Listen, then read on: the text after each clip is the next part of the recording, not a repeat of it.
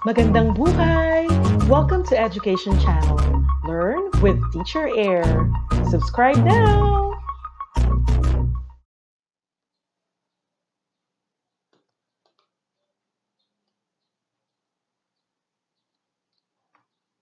Welcome back, Senior High School. This is 21st century literature from the Philippines and the world. I am your mom, Ria Navelgas, and the topic is about context and text meaning. Today's objectives are the following. For the learners to be able to, number one, identify words, ideas, structure, and purpose of the text. Number two, explore the different social and sociocultural contexts to enhance and enrich the understanding of the text. And number three, appreciate the importance of understanding the literary context and its meaning to one's own life experiences. Let's have a preliminary activity. Number one, after the birth of Jesus, the three wise men followed a guiding star to Bethlehem. The underlined word is star. Let's choose from the following options to check out the meaning of star. Letter A, natural luminous celestial body visible in the sky at night. Letter B, is it a waning fortune or fame? Letter C, is it a prominent spark at night? Or letter D, is it a figure with many sides? What do you think? Correct. The answer is letter A natural luminous celestial body visible in the sky at night. Let's move to number two. Roman Catholic Christians believe that souls of those who die in God's grace went to purgatory for cleansing of past sins. What's the meaning of purgatory? Letter A, is it a place where intense sufferings are being experienced? Letter B, is it a place which is humid and dry? Letter C, is it an intermediate state after death for expiatory purification of souls? Or letter D, is it a state of after death where hopes grow? What's your answer? Correct. It's letter C. It's an intermediate state after death for expiatory purification of souls. Next, number three. A virus like COVID-19 can be easily transmitted to another person who has close contact with its carrier. A person who has weak immunity and pre-existing health conditions may experience a bitter death. COVID-19 patients can recover if he or she is not immune compromised. So which statement must be true? Is it A COVID-19 virus is not fatal? Letter B, not all COVID-19 patients die. Letter C, all patients can recover. Or letter D, bitter death is an easy death. What do you think is the meaning of bitter? Correct. The answer is letter B. Not all COVID-19 patients die. Okay?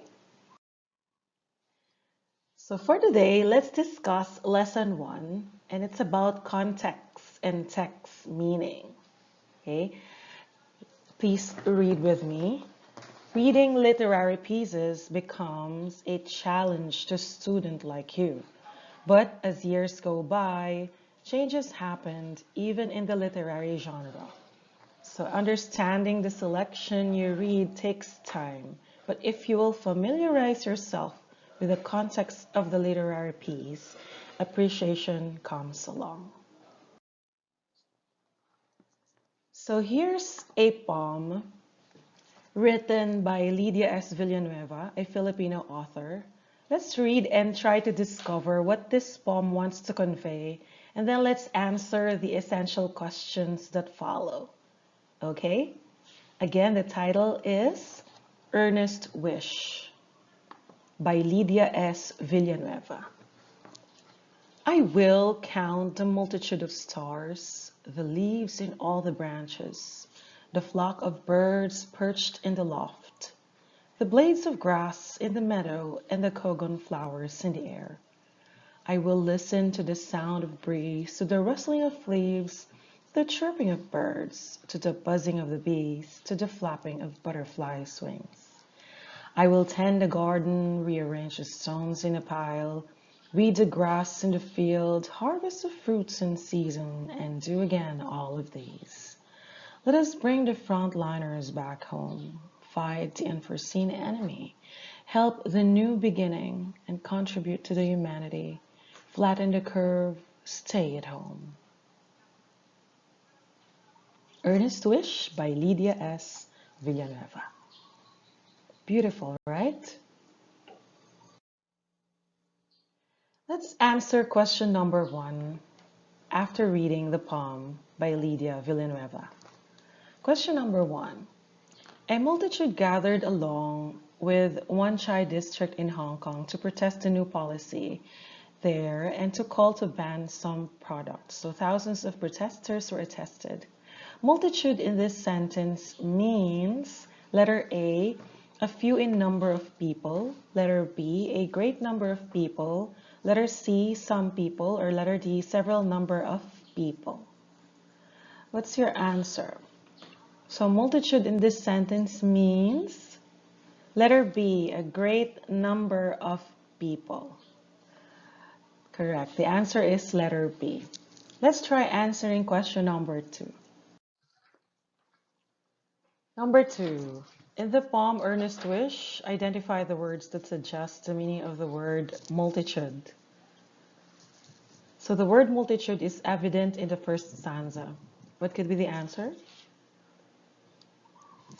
All right, you have leaves of trees, flock of birds, blade of grass, and cogon flowers. You got it.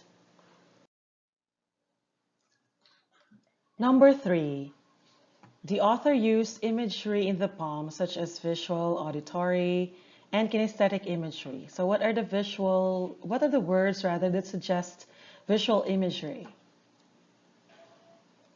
For visual imagery, these are again evident in the first stanza. Okay? So what's the answer? You have star, grass, you have leaves, birds, and flowers. Anything that you can visualize. Okay? So again, the images are stars, grass, leaves, birds, and flowers. Let's move to number 4. The author used imagery in the poem, such as visual, auditory, and kinesthetic imagery. So what are the words that suggest auditory imagery? So when you say auditory, it's something that you can hear. And those are evident in the second stanza of the poem Earnest Wish by Lydia S. Villanueva. And what are the answers? The answers are rustling, chirping, you have buzzing, and flapping. Okay, you got it? Okay, let's move. Okay, number 5. The author used imagery in the poem such as visual, auditory, and kinesthetic imagery. So what are the words that suggest kinesthetic imagery? For those with movements. And the movements are evident in the third stanza of the poem Earnest Wish by Lydia S. Villanueva. The answers are tend, rearrange, weed, harvest, do again. See them?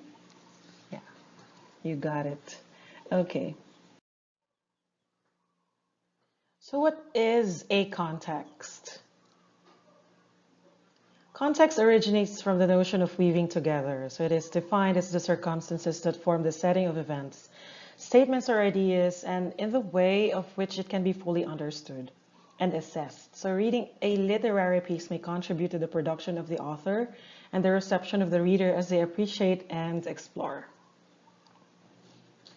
Points to remember. First bullet, the writer's context is knowing about the writer's life, values, assumptions, gender, race, sexual orientation, and the political and economic issues related to the author. Second point, reader's context is about the reader's previous reading experience, values, assumptions, political and economic issues. The text context It's about its publishing history. So it is part of the larger text, such as newspaper, history, events translated in it. Okay?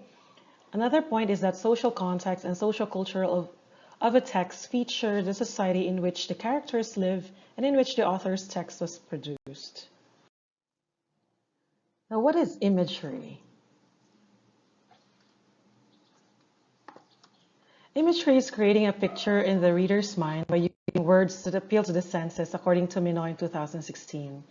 And there are types of imagery that are used in this video. Number one is visual imagery, next is auditory imagery, and the last one is kinesthetic imagery.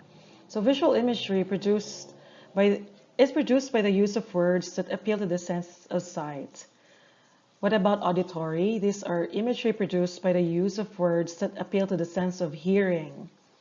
And kinesthetic imagery are produced by the use of words that appeal to the actions and movement. Next, what about literary techniques? These are methods the author or writer of a literary piece use to convey what they want to impart to the reader, such as flashback, where the events have taken place before the present time the narration is following.